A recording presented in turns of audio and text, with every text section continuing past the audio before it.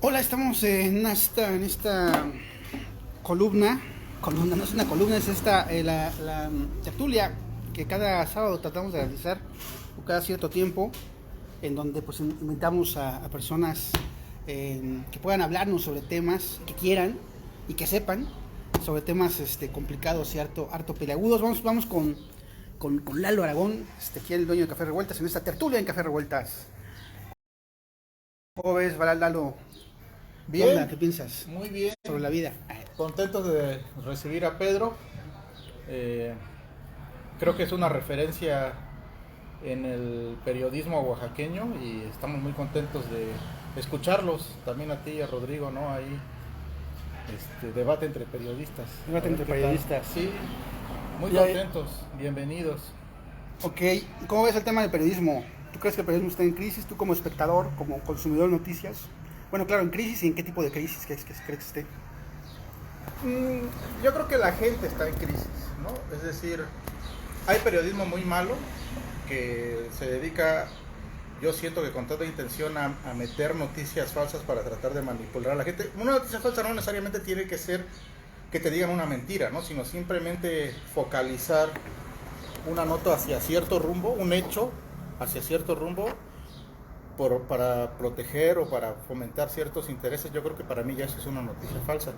Y el problema es que la gente se está empezando a llevar por eso, pero yo creo que periodismo de investigación y periodismo bueno y serio hay, y creo que cada día es mejor, ¿no? Es decir, se ve más trabajo en el periodismo. La cosa es que esos periodistas no salen en Televisa, por decirte algo, ¿no? Es decir, tienen que empezar a, pues, a picar piedra, y hay veces que a lo mejor no les aceptan sus investigaciones, por cualquier razón, ¿eh? No quiero decir que sea una cuestión de censura, pero por cualquier razón hay veces que no les aceptan sus investigaciones en ciertos lados, tienen que colocarlas en otro, y la gente, si no lo ve en Televisa, si no lo ve en el radio, si no lo ve en el periódico de más circulación, o en la red social de un influencer, pues ya no se pone a investigar un poco más acerca de las cosas. Entonces yo creo que la real crisis está en nosotros como receptores de la información, en no saber seleccionar de dónde tomar la observación y tomar dos o tres fuentes. Y digo, también el tiempo nos absorbe, ¿no? Es decir, uno trabaja 12 horas y quiere llegar a ver una película chistosa o algo a su casa, ya no quiere seguir leyendo, ¿no? Ok. Pero creo que más bien va por allá Con la crisis. la situación. Pero hay periodismo malo y hay periodismo bueno, y creo que nosotros podemos tratar de empezar a identificar de dónde nos vamos a informar. Ok. Bienvenidos. Ok, pues sí, ya se nos adelantó Lalo. Estamos con Pedro Matías, un periodista, pues Ya muy viejo. bueno, un periodista, sí, claro, no solo con experiencia, sino con un montón, que ha visto un montón de cosas, que ha reportado un montón de cosas. Corresponsal de la revista Proceso desde hace cuántos años. 26 años. 26 años. Y bueno, una persona pues que ahorita es jurado del Premio Nacional de Periodismo, ¿no? Sí. Pues vamos a platicar con Pedro, así como una introducción. ¿Qué onda, Pedro? ¿Cómo ves este tema del periodismo? Tú que estás, ahora sí que en este momento, yo estoy desempleado, pero tú estás en el ojo del periodismo. Bueno, Rodrigo, muchas gracias por la invitación. Me complace esta distinción. Agradezco también a Lalo el espacio que nos permite charlar. Y pues coincido con muchas de las sugerencias que hizo, o análisis que hizo sobre el periodismo, ¿no? Entonces, de los 35 años que ya llevo en el ejercicio periodístico, sí ha cambiado mucho, pero también ahorita mira, está la tecnología, es la que nos está a la vanguardia. Ahora mira dónde estamos, lo podemos transmitir en cualquier momento, en cualquier lugar, aunque de eso no solamente, eso no es periodismo, estás transmitiendo algo.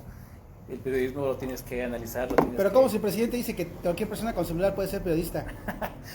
Pero tú que le haces caso al presidente, o sea, mira, nosotros como periodistas, como reporteros, como gente de a pie, Ajá. tenemos que ser muy analíticos. Él está en su papel de presidente, de limitar, censurar, o como él le quiera poner el nombre, y de nosotros está el investigar, analizar y hacer la radiografía de nuestro entorno, y la ciudadanía valorará quién te está diciendo la verdad y quién está mintiendo, ¿no? Al final de cuentas, las realidades te ponen en el papel correcto y al final de cuentas te ponen en el lugar de una persona que cumplió con su papel o una persona arrogante o una persona que mintió, ¿no? Entonces tenemos por experiencia un chingo de periodos, de presidentes, de gobernadores, de diputados, de senadores, de presidentes municipales que han mentido y que solamente en campaña se convierten en samaritanas, ¿no? Ahorita decías algo antes de comenzar, que siempre es lo mismo, algo así, ¿no? Bueno, que tú ya pues, con el tiempo que llevas reporteando, incluso lo hemos platicado en pláticas que hemos tenido, pues que bueno, que cuando empezaste, cuando estabas reportando, cuando eras chavo, cuando éramos todos chavos, había gente en la que confiabas, en la que, ¿no? La que le cubrías la nota, todo esto, y que esa misma gente después la viste, pues, enriquecerse, volverse, pues, todo aquello que criticó. Sí. ¿Cómo ha sido este proceso? Son más de lo mismo, o sea, pues sí, o sea, yo también, de chavo, pues traes tu revolución interna, tu rebeldía interna, y quieres hacer y quieres componer el mundo, ¿no? En mis principios de periodista, pues conocía a muchos luchadores sociales o que iniciaban en la lucha social y que sus propuestas o su lucha era muy interesante y valorada. O sea, ¿quién no va a querer sacar a los pobres de la pobreza? ¿Quién no va a querer que las tierras se repartan a la gente que lo necesita? ¿Quién no va a querer que tengas alimento en tu mesa? Pues muchos, ¿no? Pero cuando alguien dice sacrifica su vida a cambio de los demás, dices tú, qué chingón, ¿no? Entonces es cuando te dices tú, mira, entonces se empieza a ubicar. Pero el paso del tiempo, te digo, los va ubicando, los va poniendo en su sitio. Y ahorita te puedo decir que esos luchadores que conocí ahora están en el poder y muchos de ellos viven del poder, utilizando a la gente del pobre, a la gente marginada, o utilizando esas necesidades para beneficio. Salomón Jara, o sea, yo lo conocí, Salomón Jara, Flavio Sosa, Manuel Pérez Morales, ¿cómo se llama? Rey Morales, un chingo, esos ellos chavos, eran como los chavos rebeldes, sí, ¿no? Y qué chingón, o sea, alguien que está dando su tiempo, su sacrificio y todo eso. Y que sí después formaron organizaciones, fueron parte de fundadores de partidos y todo eso. Pues ahora ese luchador, Salomón Jara, quiere ser gobernador. Y utiliza y además y se vincula con gente nefasta y con gente hasta con oscuro pasado por venir, porque ya están vinculados. Claro. Y se vuelven soberbios, se vuelven prepotentes y asumen lo que te ha cuestionado. Políticamente poderosos, que es también como lo más, ¿no? Torcido de todo, ¿no? Ese poder político. Pues es el poder que ellos creen que tienen y ejercen, o sea, sí se los dan, pero yo que le voy a respetar su poder político. No, pero me refiero como estructuras, gente que mueven, voluntades. Ser un senador, porque imagínate, está en el Senado, puede presentar iniciativas, pero las prebendas o los recursos que les dan, ¿a dónde aterrizan? Si no es para su beneficio, para su campaña, para su posicionarse aún más y cumplir su sueño de ser gobernador, ¿no? Que yo lo veo muy lejano porque es tan nefasto y tan ha hecho nada por el Estado. Claro. Pues yo que le voy a estar dando. Pero ya que estamos en este tema, esta mujer, ¿cómo se llama? La presidenta municipal que pues, está arrestada, está presa porque pues, básicamente Lisbeth, pues dicen que fue puesta por Salomón Jara, ¿no? Que era del equipo de Salomón Jara. Deja de eso, después la defendió a ultranza, o sea, la están señalando, la están acusando y él sale a defenderla. Presidenta municipal de Nochistlán. De Nochistlán, sí, y sale a defenderla, o sea, si alguien te está acusando de un delito tan delicado, tan grave como es la desaparición forzada, pues yo no metería las manos al fuego por alguien así. Yo diría que se investigue y que se sancione si es que hay se incurrió en algún delito, pero decir, no, que ella que es lo mejor y que no sé qué, porque es la que le financia desde el ayuntamiento, como muchos ayuntamientos, claro, pues se mochan, ¿no? Claro, entonces es una forma diferente del derecho de piso. Les cobra lo que las candidaturas donde los impusieron y después les cobran el derecho de piso, o sea, dame lo que yo te puse o págame, como dicen que dijo que cobró 7 millones de pesos por la candidatura. ¿Cómo va a permitir que alguien del PRD que está muerto le permita a su mujer ponerla en Morena cuando Salomón Jara quería poner gente y al final de cuentas accede? Es sospechosismo, dijera por ahí. Entonces, dicen, a mí no me van a tole con el dedo. Ahí hubo algo turbio y no tengo las pruebas para demostrarlo, pero los hechos ahí están tan claros que impuso a alguien que era fuera de su partido, que allí se dice que los mismos candidatos lo señalaron de 7 millones de pesos, yo no lo inventé, y que la posicionaron y la hicieron ganar. Lisbeth, ¿cuál es? Lisbeth, Pues no recuerdo. Pero Claudia Uruchurtu, la mujer desaparecida, que bueno, que aparentemente pues, ha sido asesinada, ¿no? Es como, sí, ya. Está confirmado. Confirmado, lo dijo el fiscal, el propio presidente de la República claro. lo dijo en la mañanera, entonces... Pero todavía no la encuentran, no encuentran el cadáver, ¿no? No, han encontrado algunos elementos en los rastros. Yo le preguntaba al fiscal que cómo es posible que, si hay personas detenidas, cómo es posible que no sepan dónde la tiraron o dónde la dejaron. Entonces, ahí dijo que no quería dar elementos para no entorpecer las investigaciones. Entonces, es un poco más eso, pero es un asunto delicado. Del partido nuevo, Morena, que una mujer desaparezca a otra mujer, claro.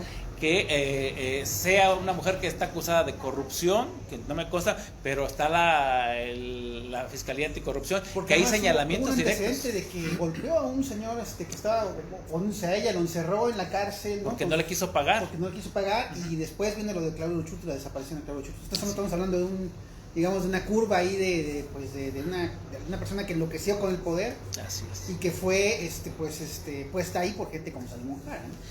Y para que veas, o sea, desde los niveles más bajos, cómo va creciendo, hasta dónde, a qué nivel se puede llegar a los niveles más altos. Entonces, sí estamos, la ciudadanía estamos a merced de esa clase política nefasta que los enloquece, enloquece el poder y el dinero, ¿no? Eloy Vázquez Chávez nos está viendo, saludos a Eloy Vázquez Chávez. Luis González nos está viendo, saludos a Luis González. Bueno, Pedro, retomamos el tema del periodismo. Tú vas a ser jurado en bueno, no sé qué número de emisión sea, pero el Premio Nacional de Periodismo de este año, ¿no? Sí. Bueno, aquí lo interesante es de que ya hay alrededor de 1,000 trabajos que se han inscrito, pero algunos por lo de las elecciones pidieron que se ampliara el plazo, que venció hace unos días, y se amplió para el día 12 de julio. Todavía la convocatoria del Premio Nacional de Periodismo 2020 estará abierta hasta el 12 de julio y que se atenderán las dudas o a través de las redes sociales los requisitos para que se puedan inscribir y entonces seguir participando.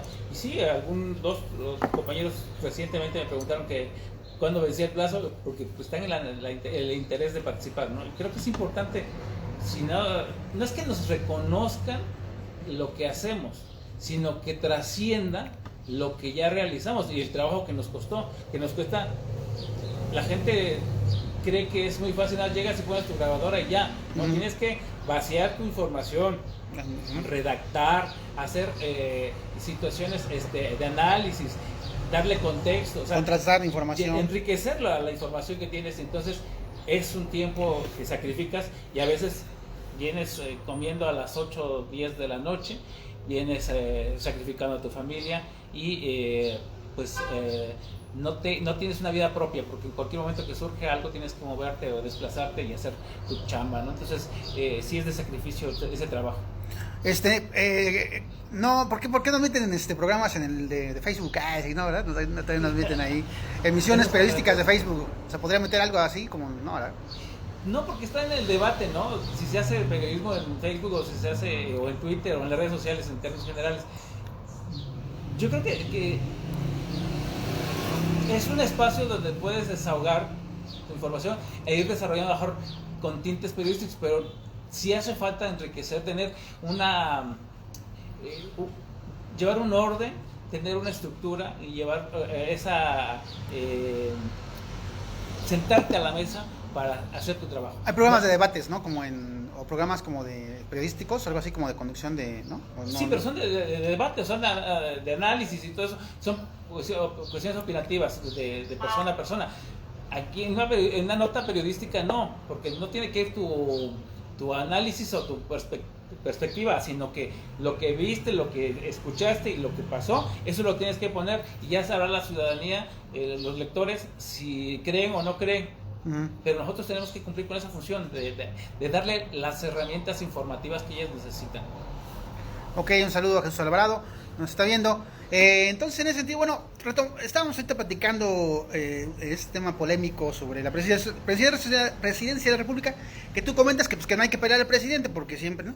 Pero pues es el presidente, o sea, si el presidente sistemáticamente, todos los días, dice que el periodismo es esto, que el periodismo es lo otro, claro, el periodismo que está en su contra, que está claramente en su contra, y que ya está abiertamente en su contra.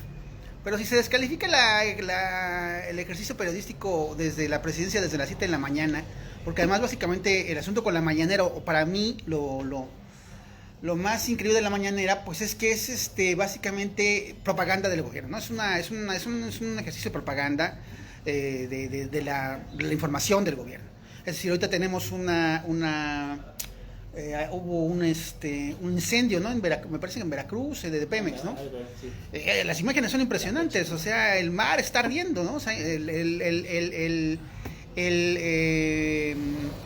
daño ecológico que hay en estos momentos en el Golfo de México, bueno, en esta parte donde pasó, debe ser impresionante, debe ser ¿no? Y ahorita no hay una información real de qué está pasando, ¿no? Y entonces, y la gente, y mucha gente, millones de personas están esperando hasta que el lunes el presidente diga qué fue lo que pasó. Y entonces estamos supeditados a lo que el presidente dice que fue lo que pasó. Y bueno, y los que están en su contra no solo no dicen qué fue lo que pasó, sino inventan otras realidades. El tema de los niños con cáncer ha sido magnificado, ¿no? Ya no sabemos realmente cuántos niños con cáncer se han muerto, cuántos no. López Gatell como una figura, a mi parecer, pues que se ha visto inepto en algunas ocasiones, con dobles discursos. Pero bueno, también tenemos en cuenta, pues, que se está enfrentando una pandemia planetaria, ¿no? Vamos, que en otros países ha sido mucho peor que en México, ¿no? Caso de la India, pero entonces también ya las voces en contra de Gatell del gobierno dicen, ¿qué decía un cuate la otra vez? En esto de los expresidentes, yo sí voy a votar por los expresidentes, ¿no? Para que se castiguen a los presidentes, pero también para que se encarcele a López Gatell por el crimen que ha hecho, ¿no? O sea, todo se polariza, todo se extralimita. Entonces, en ese sentido, en un momento en el que la sola mención porque también la objetividad puede que no exista, puede que todo sea subjetivo de alguna u otra forma, pero en ese sentido, ¿cómo alcanzar la verdad, ¿no? Que es otro de los temas de esta plática. ¿Cómo alcanzar dentro del periodismo esa verdad, o buscar esa verdad, independientemente de cualquiera de los dos bandos tan polarizados que tenemos hoy en día, ¿no? Pues mira, es que es muy complicado todo lo que tú mencionas. Antes había como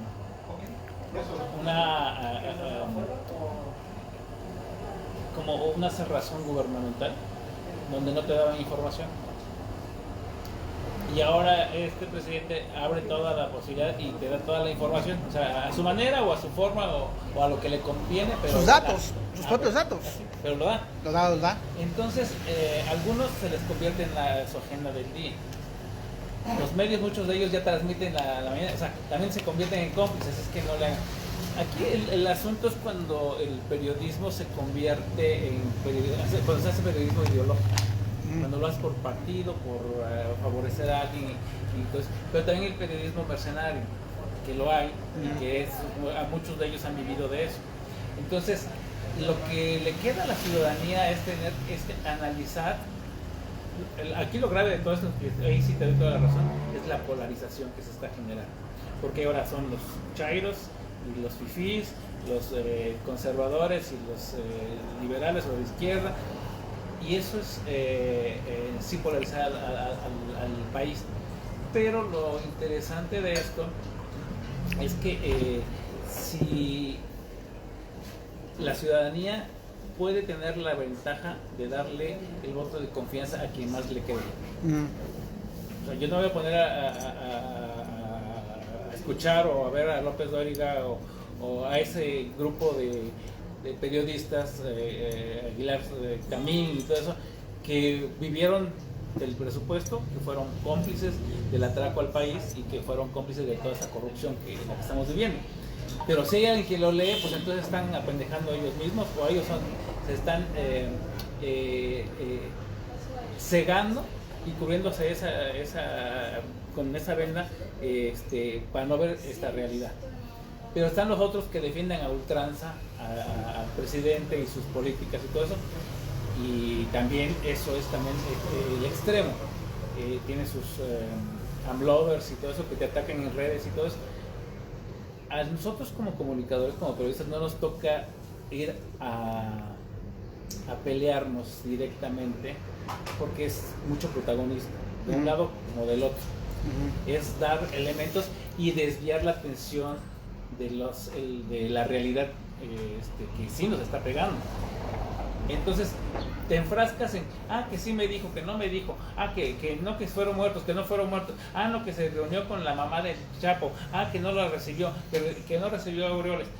Sí, el periodista tiene formas de decirlo y de denunciarlo.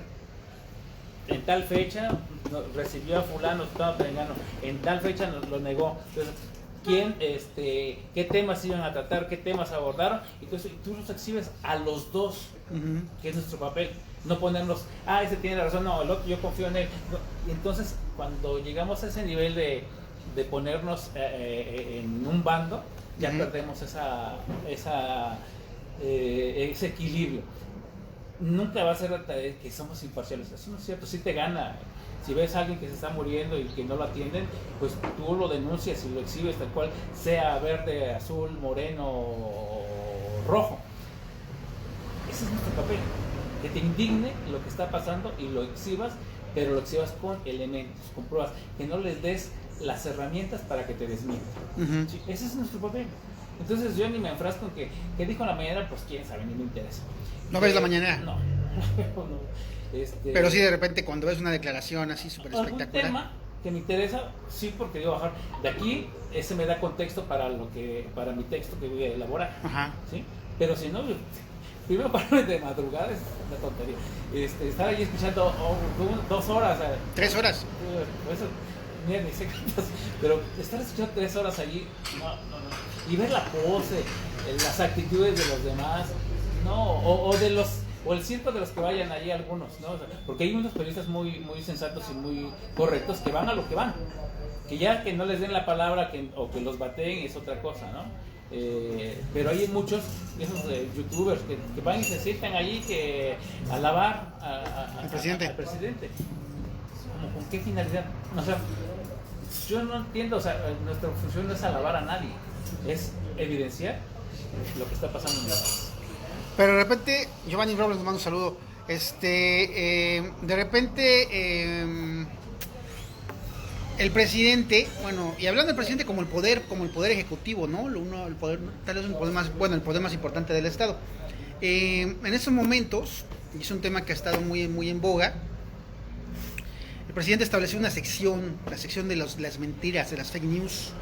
Entonces, como una chica, una mujer, sale a dar, a mencionar quién miente y quién no, y de repente, pues, como está tan obsesionado este asunto de quién está mintiendo sobre su gobierno y quién no, saca, por ejemplo, me acuerdo, Forbes, sacó una nota de Forbes, sí, que fue del año del 2017, ¿no?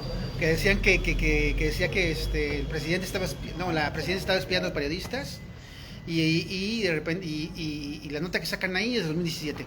Entonces tienen esta también como que la 4T luego es medio mal hecha, ¿no? Como que todo va así improvisado al aventón, y pues suceden cosas como estas, pero también suceden cosas como estas que también este tipo de cosas pues nos dice también como una cierta obsesión ya de la presidencia de la República, del poder ejecutivo federal, de convencer a la mayor parte de las personas que todo está bien en este país, que vamos muy bien o que vamos bien, cuando también es cierto que en estos momentos pues hay una violencia, esta crisis de derechos humanos ha estado desde hace 20 años, pero bueno, vamos, no para, y además se vuelve como más grande, como, ¿no? Ya no sabemos qué grupo criminal está en dónde, y quién está con quién, y el narcoestado parece volverse, pues ya como una certeza de que está perdiendo todas las cosas, ¿no? Entonces, en ese sentido, pues también, ¿dónde queda la verdad de periodística? Y además también tomando en cuenta que el periodista, pues está doblemente expuesto a las amenazas que haya en su trabajo, las amenazas que derivadas, pues, de lo que informe, de lo que revele, ¿no? Serias, ¿no? De crimen organizado, de particulares, y no solo de cuestiones de seguridad, de que lo valen o pueda perder la vida, sino que lo demanden por todo lo que tiene y todo lo que puede tener, ¿no? Y por otro lado, también expuesto, pues, a la descalificación de el poder ejecutivo de la presidencia de la República, de ser llamado mentiroso si su información, o si la información que da choca directamente contra lo que la presidencia de la República dice que efectivamente está pasando, ¿no? Entonces, eso es un escenario complicado, porque ya no hablamos de que eso que decías, no, el periodismo no debe agarrar bandos, pero hoy parece que más que nunca que los poderes hegemónicos en este país están obligando a eso, o quieren eso, o esa es su determinación, ¿no? Y de repente la sociedad civil pues se queda difuminada entre los que creen a muerte en la presidencia y a los que la odian y la consideran como lo peor que le ha pasado a México en la historia del planeta, ¿no? No sé tú cómo lo veas. Ya ves, esas son las exageraciones. Esto de quedarse a medio camino. Sí, pero tú hiciste la pregunta y diste la respuesta. O sea, sí, pone esas ocurrencias te llevan a eso, a dar patadas de ahogado o a caer en cuestiones erróneas como lo que pasó con Forbes. Entonces, ¿qué pasó? Pues diste pauta a que te monitoreen más y que te exhiban tus propias mentiras. O sea, combates la mentira con mentiras. Entonces, quien cayó en la trampa fueron ellos. Entonces, nosotros lo que tenemos es así pasó esto y das punto por punto y los exhibes. No es de que me van a censurar, no, porque a mí no me van a censurar. Yo voy a seguir escribiendo o redactando lo que creo que está pasando. O sea, él no me va a decir, venir a dictar, esto no me conviene, esto sí me conviene, o apóyame en eso. No, porque no me interesa quedar bien con él, ni quedar bien con la clase política. A mí me toca cumplir con mi función social de informar. Eso nada más. Entonces, ¿para qué me peleo? Entonces, pero fíjate que en las redes sociales vi algo, yo lo expreso con mis palabras, con mis limitaciones, porque no soy académico, porque no soy un profesionista, soy de a pie, soy talachero, y a lo mejor no tengo las palabras así como más sensatas o correctas. Y vi un tuit de Irving Huerta, que es un académico de Conectas, y la verdad fue lo que para mí fue lo más sensato que puedo haber visto, lo más correcto. No me desgarré la editorial, me quiere censurar y que nos van a poner un dique y que nosotros como periodistas tenemos que reaccionar. Perdón, o sea, si caemos en ese juego, entonces sí les estamos cayendo en su propio juego. ¿Qué es lo que dijo Irving Huerta? Dijo: vi completo el de quién es quién de medios en la mañanera de AMLO. Algunos apuntes. El ejercicio pretende combatir noticias falsas, que son un problema de nuestro tiempo, pero en lugar de eso se siente más como una defensa del presidente frente a quienes consideran adversarios. Entonces ese es un punto. El segundo punto menciona, dice: también es cierto que hacer esto es más democrático que ejercer presión o censura, como fue en el prianismo, pero el ejercicio careció, gracias amigo, pero el ejercicio careció de cientificidad y rigor. Parecía que se hablaba más desde la entraña que desde la razón. Y el tercer punto dice: por otro lado, la reacción de medios y periodistas a un análisis que cuestiona a las industrias mediáticas y su labor evidencia una aversión muy aguda a la crítica. No se entiende o no se quiere entender que los medios son poder y que deben ser cuestionados también. Entonces, los más afectados por esta falta de autocrítica son los periodistas rasos que se quedan atrapados entre la romantización del periodismo, los intereses que tienen con sus patrones, dueños de medios de comunicación, y la violencia contra los periodistas. Entonces, a mí me pareció eso súper sensato, porque si nos enganchamos, pues estamos haciendo el juego a ellos. Nosotros nos funciona, órale, aquí a informar, qué es lo que queremos. Y si ellos nos dan elementos con sus propias acciones o sus dichos, pues ahí lo retomamos. Ya no tenemos que andar buscando, tocando puertas o sacando citas o buscar en transparencia. O sea, ellos no están dando los elementos. Ahorita lo que mencionabas de Veracruz, de Campeche. La evidencia está. Las imágenes están. Ya no voy a solicitar información para ver qué me van a decir. Cuando el presidente diga la información, ya tengo la versión oficial, pero también tengo la versión real que tuve y la muestro las dos y que la gente diga quién está mintiendo. Entonces, si el otro engaña o si matiza o si dices tú, fue 3 días después a informar estos hechos que son graves para el país y estuvo en el partido de béisbol en tal lugar, pues pones en evidencia. Y ese es nuestro papel. En ese sentido, dices la romantización del periodismo. ¿A qué te refieres? ¿Cuál se podría hacer la romantización que se hace del periodismo en este país? Pues de que somos intocables, que queremos que somos el cuarto poder, como muchas veces se hizo creer. Y no lo somos. Somos ciudadanos comunes que tenemos necesidades, que tenemos errores y que a veces nos equivocamos. ¿Y por qué no nos pueden cuestionar? Pues sí, si me equivoqué lo tengo que aceptar y lo tengo que reconocer. Pero no eso no quiere decir que somos dioses también y nos ponemos al nivel de un presidente que se quiere endiosado, que se cree en una vitrina y que nadie lo puede tocar. ¿No? Tú sí lo puedes tocar, o sea, tú con tus crónicas, con tus análisis, lo evidencias, te pones en ese nivel. Pero si tú lo ensayas, que sí, que es lo mejor y que nunca ha habido un presidente de esta investidura. Decía, el recién fallecido Ramiro Helguera, tiene esta frase, ¿no?, que se empezó a compartir después de su muerte, donde él decía que cómo iba a criticar a un gobierno que había estado esperando toda su vida, ¿no? El periodista espera buenos gobiernos, ¿no? Tal vez sería como la idea, pues, ¿no? La idea de la justicia y todo esto, pero no te convierte en cómplice. Exactamente. ¿Cómo es esa la diferencia? ¿Cómo es esa diferencia de lo que sea el presidente? Somos, o sea, que no, en algún momento, el año pasado lo dijo, antepasado, los periodistas deben de apoyar, de hecho creo que se lo dijo en el proceso, pues sí, deben de apoyar la transformación del país, ¿no? O sea, los periodistas que están en contra de este gobierno que no apoyan la transformación del país. Y el periodista, no recuerdo quién era, decía, bueno, es que eso no es el deber del periodismo, ¿no? Eso no es la cuestión. Entonces hoy parece como que seguimos en el mismo término tal vez, para un bando y para otro, el no decir su verdad es no apoyar su causa, ¿no?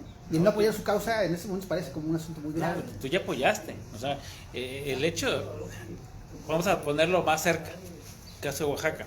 Yo igual, o sea, siempre he sido un crítico de los gobiernos y como eran los únicos los periodistas, pues eran los que madreabas, o sea, madrear en el sentido de informativo, no por un tema personal, ni por un tema económico, ni por un tema de prebendas o de poder, no, sino porque son gobierno. Entonces, desde que son gobierno, tú te vuelves como fiscal, no cómplice de los otros fiscales, sino como un observador de la realidad. Y si tú ves que algo está pasando mal, pues lo tienes que decir. Y eso no te convierte en contrario. Le estás dando elementos te estás convirtiendo en ojos de una autoridad para que voltee a ver y corrija esos errores. No con el afán de madrearlo o debilitarlo. Si están así, pues desde ahí están pendejos. No, eso no es la finalidad. La finalidad es, mira, como este presidente municipal de acá de Oaxaca de Juárez, la ciudad hecha un asco, está rota por todos lados. Y no porque sea de Morena le vas a tener, sí, el mejor presidente que tuvo la mayor votación del mundo. Pues sí, pues tuvo la mayor votación del mundo porque la gente quería un cambio y quería algo mejor. ¿Y qué hizo? Destruir eso. Entonces, tú como comunicador tienes que denunciarlo y decirlo. Y no porque estés en contra de ese partido o estés en contra de esa persona. Estás en contra de la autoridad que no hizo su trabajo. Entonces ese es tu papel. Igual pasa con con Gabino Cue. Uh-huh. Un cambio. Y ahí coincido con el recién fallecido caricaturista y que Dios lo tenga en gloria. Pero confiaste. Para mí creo que eso es peor. Porque confías. Ajá. Y te traiciona. Ajá. De los otros puedes esperar lo mismo. Y de los otros sabes que esa es su carta de presentación, la corrupción, la tranza, entonces. Entonces tú, viene alguien que quiere hacer algo por el Estado. Quiere hacer algo. Álvaro, chico, sí dice con San Pedro, ¿no? Sí. Que viene con su casco, viene incógnito. Sí. Y entonces viene alguien que quiere hacer algo, pues chido. Y entonces tú casi le ayudas publicando las corrupciones y los excesos de los otros. No porque estés digas, oye, ¿en qué quieres que te ayude? No, porque no es su papel. Sino tú dices, este se robó, hay este tipo de corrupciones, abusó de poder, pues lo estás debilitando y de esa forma lo estás ayudando. Y entonces cuando ya llega al poder y se vuelve más de lo mismo, pues te traiciona. Porque esto, mi confianza se vio rota, se vio disminuida. Y entonces ya no puedo confiar en ellos. Ajá. Y entonces lo que empiezas a hacer es evidenciar esos abusos, esos excesos y esa corrupción. Entonces ya no te vuelves cómplice. Y no porque ya estás en contra de Gabino. Estoy en contra del gobernador que está dejando de hacer o que dejó a sus cómplices que robaran y saquearan el Estado. Estás en contra de una alianza que se unió para joder al otro, pero para que otro siga robando. Entonces eso es lo que no debes estar a favor, ¿no? Eso es lo que tienes que evidenciar. Yo siento como, siguiendo este tema, por supuesto, el periodismo, que antes de la pandemia, sigue habiendo, pero antes de la pandemia había como una especie de curva muy seria que se venía prolongando desde muchos años atrás, de asesinatos de periodistas, de desaparición de periodistas, y de repente, no es que no siga pasando, pero ya no pasa, creo, o al menos tú me puedes desmentir, Pedro, ya no siento que pasa la misma intensidad que hace antes de la pandemia. ¿No? Y creo que eso debe básicamente al paro que significó la pandemia, paro de actividades, paro de muchas cosas, y también a que ya no parece como que tampoco ya no se reporta tanto, ya no se reportea tanto como antes de la pandemia. O sea, antes de la pandemia parece como que también mucho asunto del periodismo se contrajo, ¿no? Se contrajo en todo lo que significó o sigue significando el coronavirus. Y se contrajo también en su manera de reportear las cosas. Y hoy yo en lo personal lo veo, ahorita que no estoy reporteando desde hace un rato, las notas en los que aparecen en internet o en las redes sociales cada vez están peor, cada vez son peor redactadas, cada vez son más escuetas, cada vez son más frívolas, ¿no? Cada vez son más lo que decías totalmente faltas de profesionalismo. Y ya estamos hablando de periodismo, pues digamos el Universal, por ejemplo. Sabemos que el presidente lo considera el Universal su enemigo number true o number one, ¿no? Entre el 1 y el 2. No, es Reforma. Es Reforma, ¿no? Sí. Pero yo sí he visto un progresivo, el caso de Universal, un progresivo escalada hacia un periodismo no solo malo, sino malísimo, o sea, como periodismo como de abiertamente amarillista, abiertamente reiterativo, abiertamente falto de incluso de decoro, ¿no? De pruebas. Parece como que también en esta polarización de las cosas el periodismo se está como diluyendo, ¿no? Un poco. Bueno, en el caso de México, ¿no? ¿Tú cómo ves? Pues sí, pues para muchos nos cambió la vida, porque pues yo soy de los que tenía que estar en los hechos para ver, porque no me cuesta trabajo inventarme, ¿no? Así, 20 años y yendo a las marchas con el magisterio, y cuando no iba a una, dice, pero y si no fue cierto, y si te entra esa duda, y te estás acostumbrado a estar en los hechos. Y últimamente no, pues con todo eso pues sí nos cambió la vida y nos cambió también la tecnología. La tecnología facilita demasiado todo, pero también entramos al terreno de las fake news. O sea, cuántas informaciones son falsas o retomadas de otros países. Y entonces, cuando no hay ese rigor, como tú mencionabas, entras en esa dinámica de desinformar. El caso concreto, cuando recién empezó la pandemia, no sé si te acuerdas de que en Ecuador decían que la gente como estaban muriendo en Intégrate, compadre. Sí, opina. ¿Por qué no? Intégrate también, o sea, entra al debate. Entra al debate, sí. Y Ajá, comentabas. Y entonces salió información de que en Ecuador que estaban muriendo, que lo estaban quemando en la calle, que lo estaban apilando allí los cuerpos y todo eso. Y entonces como que te entras en pánico, ¿no? Y dices, ay, chingado, o sea, esto viene fuerte. Pero después, cuando ya empieza a ver la situación en México, a incrementarse el número de casos, un periódico del norte, creo que Ciudad Juárez me parece, publicó una información de que de que en el hospital de allá estaban apilados los muertos. Ajá. Y entonces suben esa foto, suben el texto y todo eso, y resultó que eran fotografías de otro país. Ajá. Entonces allí es cuando no hay ese rigor y cuando nos gana las redes sociales y creemos todo. Yo tengo una frase que me quedó muy grabada de mi jefe Salvador Corro en ese entonces. ¿Sabe quién es Salvador Corro? Fue el director de Proceso. Okay. Apenas hace 2 años se jubiló.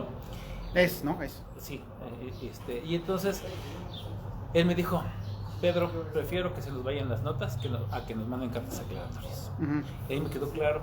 Y pues digo, ahora sí con sonuencia, no importa que se me vaya la nota. No me gusta, aquí no es de carreras, no es quien sacó la nota primero. Al principio, cuando empezaron las redes, sí, ya ves que 2, 3 líneas y ya la nota, ¿no? Ay, mira, ya chino, o sea, y sí tenían esa inmediatez, pegaba y tenía mucha audiencia. Pero después la gente buscaba algo que les diera el contexto, que les informara realmente. Entonces esperan los medios serios como para poder tener esa información que esperan, ¿no? Entonces digo, no, a mí no me interesa la inmediatez, me interesa dar la información. Digo, no sé, con mis limitaciones, o sea, tampoco decía, esta es la gran nota y es el mejor reportaje. No, o sea, esto es su trabajo. Lo que tratas es de hacerlo más completo, nada más. Y que la ciudadanía defina qué es lo que a ellos les interesa, ¿no? Ok, tenemos aquí a Álvaro Morales. No te vas a escapar, pues, ponte, acerca la silla. Acerca la silla. Padre. Álvaro, ¿cómo estás? Muy bien, Estamos en muy este bien, tema de periodismo y verdad. ¿Cuánto tiempo ya llevas reporteando? Reporteando, trabajando en medios, como 18 años más o menos. 18 años. Ya mejor no quiero decirlo. Pero luego, A los 35 ya te tengo 28 años, a los 10, ¿no? Más o menos. ¿Y reporteando? Reporteando ya de forma sólida, digamos, más enfocada al diarismo, pues quizá unos 6 años, ¿no? 7 años. 7 años. ¿Ahorita dónde trabajas? ¿Dónde te desempeñas? Bueno, estamos trabajando en Noticieros Encuentro, estamos trabajando en Su Información y de vez en cuando mandamos información a la Ciudad de México. Platicamos con Pedro esta situación de el periodismo actualmente, ¿no? ¿Cómo es? ¿Qué es? ¿Qué significa?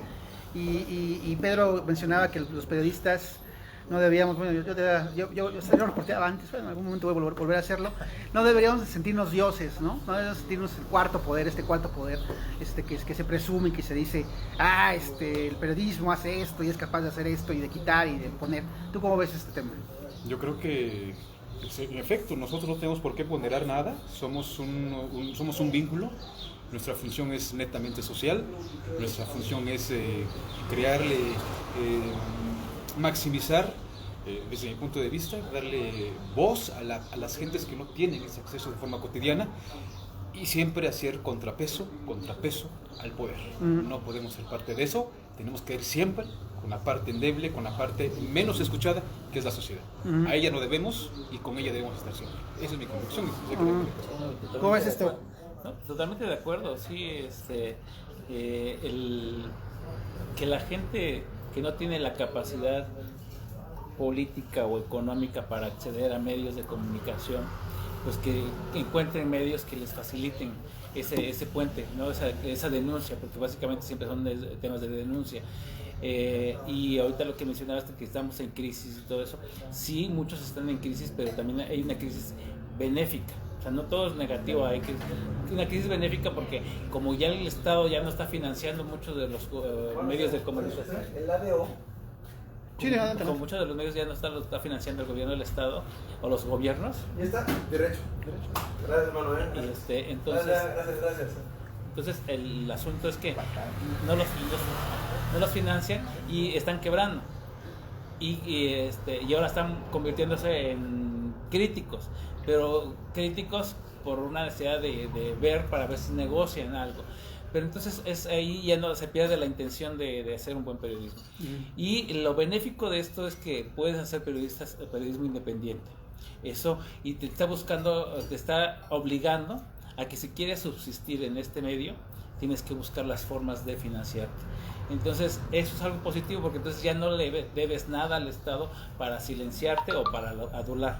Te está sirviendo para que tú des tu versión, tu punto de vista, tu contexto y además buscar la forma de subsistir. ¿Y cómo ves este subsistir del periodismo, Álvaro? Tú que tienes 4 chambas. No, que Tengo como 6, como 6 no sale. Falta la de la noche. Ya me voy a la chamba de la noche. ¿En serio? Una broma. No. ¿Cómo ves esto de la subsistencia del periodismo? Porque cada vez es más complicada, o sea, ¿no? Cada vez es más estrecha, sobre todo porque, bueno, los medios, estos medios también que están contra el presidente es mucho demasiado, porque ya no les tocó su moche, ¿no? Su moche de sexenal que les venían dando. Entonces, en ese sentido, pues las maneras de financiamiento del periodismo, o sea, de que un periodista pueda vivir de lo que hace, de lo que escribe, cada vez se vuelve más complicada, ¿no? ¿O tú cómo lo ves? Es complejo, es complejísimo. Ahora que tú justamente mencionabas esa situación de los multitrabajos, es de otra forma, no puede sobrevivir.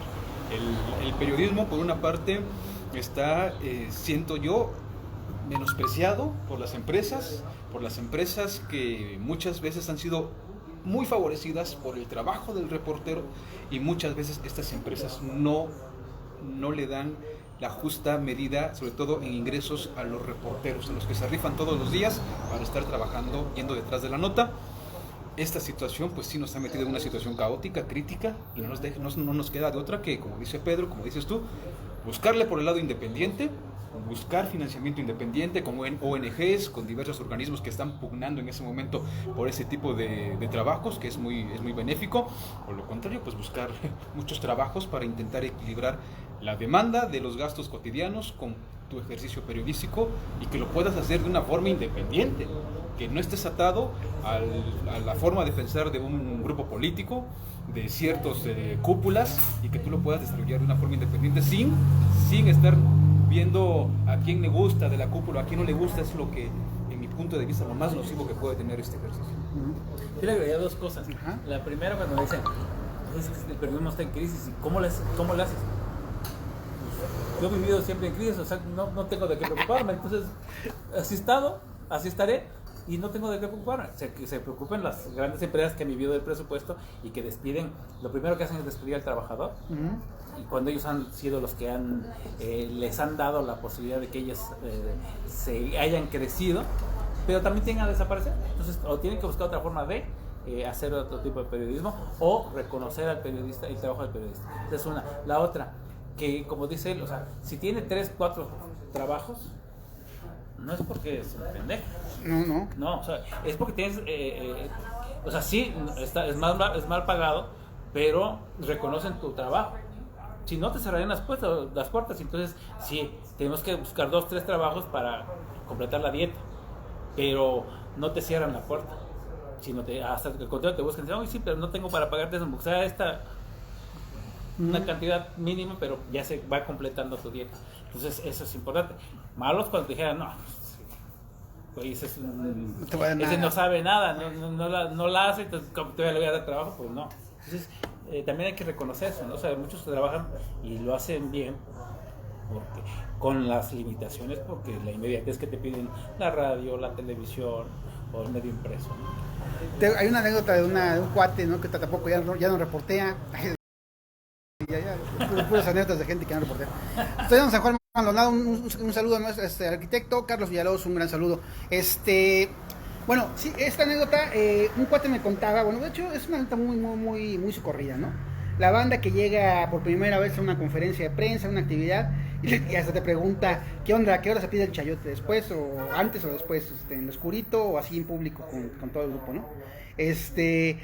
Mucha banda reportera, pues que también de verdad se dedica a extorsionar, ¿no? O sea, se dedica básicamente a perseguir políticos, ahí los ves luego en el Congreso, ¿no? Cada miércoles, mandando como desmentidos o como ventaneando políticos y ya, ¿no? Y diciéndoles que van a sacar, que si no pagan un varo, pues los exhiben, ¿no? Entonces en ese sentido también como el mismo periodista, pues le gusta, o sea, se le puede llamar un periodismo a alguien que llega y que tiene como principal virtud, no virtud, sino como principal propósito hacerse una lana. Y no estamos hablando solo de periodistas pues que están que subsisten en el chayote, ¿no?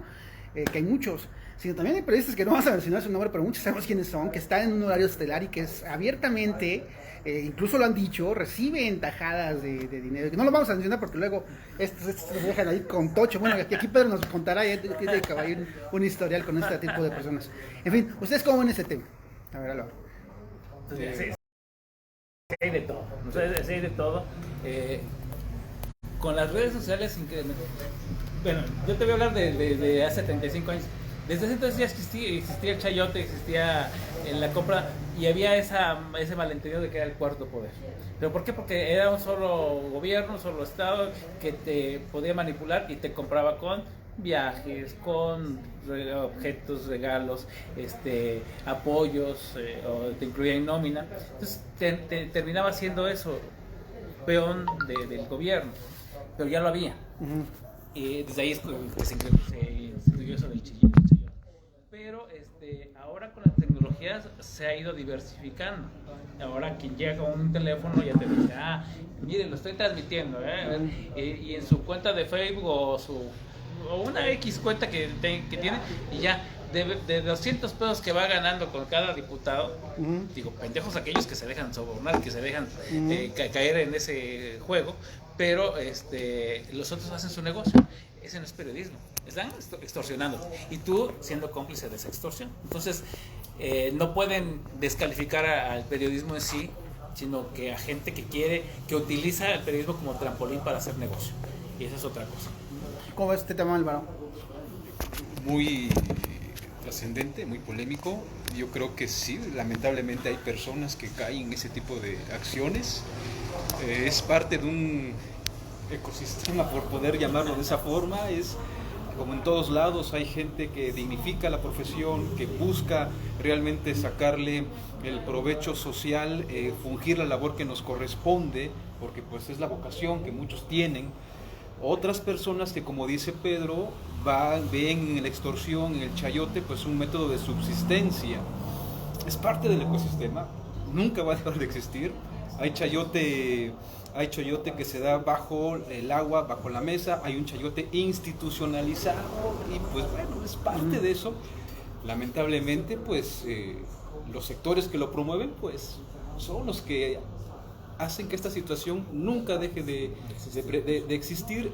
Los comunicadores que acceden a eso, es muy, desde mi punto de vista, cada quien maneja su vida de la forma que mejor le convenga, pero es una actividad que a todas luces no le favorece al periodismo independiente, pero pues bueno, creo que es algo que va a existir siempre y que tenemos que pues, acostumbrarnos a eso, ¿no? Y a saber diferenciar y a cumplir los que estamos en contra de esa situación, a seguir trabajando por la gente, por la sociedad, claro, que pues por eso estamos aquí, creo yo.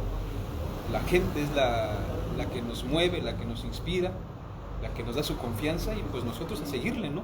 Porque eso el trabajo siempre va a quedar, siempre va a ser luz. Pero no se les puede llamar periodistas. No se puede llamar. No, extorsionadores, directamente. Fíjate que hay una frase de una amiga, Lilia Torrentera, que siempre decía, es que hay clases sociales, hay clases. Y decía, Lilia, no seas racista, no seas tan discriminador. No, es que sí, hay clases sociales, en todas las hay clases sociales. Y yo últimamente le doy toda la razón. Digo, no, yo no voy a contar cosas cabronas, porque si hay clases sociales, o sea, podría estar jodido, pero no estar en ese nivel de corrupción o de cinismo, porque a veces son tan cínicos que se codean con el poder y viven y gozan y se divierten, hasta denigrando a los colegas, ¿no? Porque se prestan para eso. Incluso se vuelven orejas, ¿no? Se vuelven orejas del poder. Tiene razón Pedro, si podemos hacer parte activa de esta situación es nombrando por su nombre las cosas, ¿no? Comenzando, sin ninguna cuestión ahí, como dice Pedro, de ser despectivo, no, las cosas como son. Quien extorsiona, quien roba es un ratero y es un extorsionador, quien trabaja es una persona, un trabajador, y yo creo que pues por ahí se puede comenzar de este lado, ¿no? Llamar a las cosas por su nombre, ¿no? Sin ningún tipo de tapujos, ahí sí te doy toda la razón. Ahorita, hasta hace unos meses, bueno, yo creo que un año, 2 años, en Oaxaca, había dos principales medios de comunicación en los que la gente quería entrar a trabajar, los que empezaban esto del periodismo, o no empezaban, o se readaptaban, y era el Noticias, y bueno, el Imparcial. Y el Imparcial, bueno, ahorita el Imparcial, ¿ustedes qué opinan del Imparcial? Ay, no, voy a pedir trabajo, ay. ¿Qué vino? Ajá, no, sí, el Imparcial. Son instituciones que existen en entidad. Son instituciones, igual que Sí, Noticias. ¿Alguien sabe exactamente a eso voy? ¿Alguien sabe qué pasó con el Noticias? Porque dicen que todavía existe, pero pues yo ya no los veo. ¿Dónde están? Yo creo que son medios, son empresas periodísticas que hemos siempre cuestionado de que son creadas por políticos o por empresarios o por políticos resentidos, porque a veces por sus tranzas a veces crean medios para defenderse, ¿no? Entonces esos medios de comunicación pues nacieron para eso y se convirtieron en una fuente de trabajo para nosotros. O sea, eso no hay que negarlo. O sea, en su momento pues ellos nos necesitaban, nosotros también necesitábamos de ellos, y pues estuvimos ahí porque yo trabajé en los dos medios también, y pues en el momento yo tengo que agradecerlo porque me dieron mi fuente de trabajo, y además me respetaron en mi trabajo. O sea, eso es algo que hay que diferenciar de los mercenarios o de estos extorsionadores, porque si un medio te lee, sabe de tu trabajo, te respeta, y entonces no te llega a minimizar, a despreciar o a utilizar, porque muchos de ellos también los dejamos utilizar. O sea, no es de que la empresa sea todo lo malo, sino los dejamos utilizar porque a los dos les conviene, ¿no? Entonces, obviamente en Noticias fuimos un referente y llegamos a tener lo que nunca se imaginó en su vida, que cuando la toma del periódico y después con lo del desalojo de los maestros, que tuviera 2 tirajes en un día de 80,000 ejemplares y que se agotaran y todo eso, nunca en su vida lo va a tener. Pero porque era un referente y porque no estaba enchufado en ese momento con el gobierno del Estado. ¿Hasta cuándo? Ya llegaron, pactaron, negociaron cuánto va a ser la Es lana. diputado ahorita el señor, ¿no? Dueño de Noticias. Sí, ¿no? sí. Es diputado. Pero pues se van camuflando. O sea, ¿qué fue de Movimiento Ciudadano? ¿Qué fue? Si mañana sale el Movimiento Canastero, ahí van a estar. O sea, se mueven. O sea, son políticos, pues ahí lo dice el dicho, o sea, que son una letrina y comen mierda y no les hacen asco porque eso les conviene, ¿no? Entonces, es eso. Pero muchos de los compañeros sí nos vimos en la necesidad de trabajar allá y se convirtieron en referentes. Ahorita ellos son los que están sufriendo más, yo creo, por la tecnología y porque nosotros con esta temporada nos estamos convirtiendo en dueños de nuestros propios medios, y entonces ellos son los que están quedando desprotegidos, y los que permanecen pues es porque tienen que subsistir de algo. O sea, aunque sea 100,000 pesos que les den, que no son nada despreciables, pero es otra forma de extorsión. Vas con un político, vas con esto, te publico, todo eso, y que a los gobiernos federales en este caso les va favoreciendo porque te conviertes en un aliado ideológico, no periodístico. Tú tienes un medio en Página 3. ¿Cómo ha sido la vida con Página 3? Hemos dado patas de ahogado, estuvimos ya en 2 o 3 ocasiones a punto de desaparecer, no tenemos un ingreso propio, es fortuito cuando alguien nos ve. nos hemos mantenido porque caímos arropados por la red de periodistas de a pie. Ellos no teníamos ni para pagar el hosting, como le llaman ahora, esas cosas en inglés que tengo que empezar a conocer ese tipo de términos. Entonces teníamos que estar pagando cada mes. Y entonces llegó un momento dado que dije, Pablo, mira, si no nos da, que no nos quite. Si ya esto truena, pues que truene, porque yo no estoy de lo que yo vivo de proceso. Y entonces, si tengo ese recurso y lo saco para pagarlo a página 3 o meterlo a página 3, pues no. O sea, sí tengo un ideal, sí, y creo que el portal es un desahogo periodístico para mí. Es la forma de no envenenarme, porque ahí sí puedo sacar todo mi coraje contra toda esta fauna política, pero sí hemos estado en crisis. Por eso te decía, cuando dicen, ¿y cómo han sobrevivido? Pues no, hemos sobrevivido simplemente, y entonces aquí está. Pero hay gente que nos empieza a ver, y ahorita últimamente lo que hemos tenido en Periodistas de a Pie, una serie de talleres, 2, 3 por semana, que te reúnes con gente de Uruguay, de Colombia, de Argentina, de España, donde ya hay avances tecnológicos o medios independientes que han subsistido. Y entonces te dan como ideas para decir, chingas, sí, lo puedo hacer así para que me enfoque en esto sin descuidar lo que me gusta, que es hacer el periodismo. Entonces nos dan luces, o sea, porque a veces nos encerramos en nuestro espacio y dices, ching, y ahora cómo le hago, no, pues ya cerramos, no, dice, pues sí, pero puedes hacer esto, puedes hacer lo otro. Eso de monetizar, eso de buscar fundaciones que sí las hay, nada más simplemente que hay que encontrar el camino y ver las formas para que te den algún financiamiento y sobrevivas, eso es fregón. Hoy mismo tuvimos una reunión y buscar la forma de que las fundaciones europeas, que hay muchas, que están por la libertad de expresión, simplemente ir a buscar, tocar puertas, y en alguna de ellas a lo mejor nos toca algo y subsistimos, porque no queremos enriquecernos, no buscamos para eso. Si hubiera sido eso, pues ya desde el inicio te vendes y vives bien y sin conflictos. Aquí pues estoy podido, pero estoy haciendo lo que me gusta. ¿Cómo es la libertad de expresión, Álvaro? ¿Existe la libertad de expresión? Con muchas dificultades, con mucho trabajo de parte de quienes la buscan enarbolar. Creo que todavía existe, hay la posibilidad de ejercerla, sacrificando, si se le puede ver así, o bueno, anteponiendo, mejor dicho, justamente la libertad. Creo que la libertad es invaluable, y quienes se decantan por ese camino, pues la pueden ejercer en un entorno bastante hostil, eso hay que decirlo, muy hostil, pero creo que todavía, tanto en Oaxaca como en México, se puede pugnar todavía. Estamos todavía en un momento que podemos decantarnos por ese lado, pero pues en lo general pues es complejo, ¿no? Es complejo. Si optas por la libertad, regularmente muchas empresas te van a cerrar las puertas, vas a tener muchos problemas con los jefes, porque obviamente también se entiende, las empresas tienen compromisos, las empresas tienen ideologías, y a veces no siempre coincide con la visión del reportero, pero creo que sí todavía existe, con sus dificultades, pero todavía. Pero además la libertad de expresión es cuestión propia, no es cuestión de que alguien nos las dé o nos las conceda o que le estemos pidiendo permiso. Yo sí la accedo, la tengo. Tan es así que estamos ahorita aquí diciendo lo que pensamos. Que si a alguien le gusta o no le gusta es su problema. Si alguien te censura, te bloquea, entonces es su problema. Y entonces tú lo que haces es decir lo que tú quieras. Censurarte, quedarte callado de lo que tú piensas por temor a que algo te pase, ahí sí está delicado. Y que yo coincido con él en el sentido de que sí está acotada, que ha sido hay muchas agresiones, pero si te pones a pensar en eso, ya no haces periodismo, porque te entra el temor, el miedo. Entonces bueno, yo voy a hacer lo que a mí me corresponde hacer y hasta donde me toca hacer, y no me voy a morir hasta que Dios disponga, porque no va a ser cuando cualquier pendejo se levantó. Entonces ya me tocará.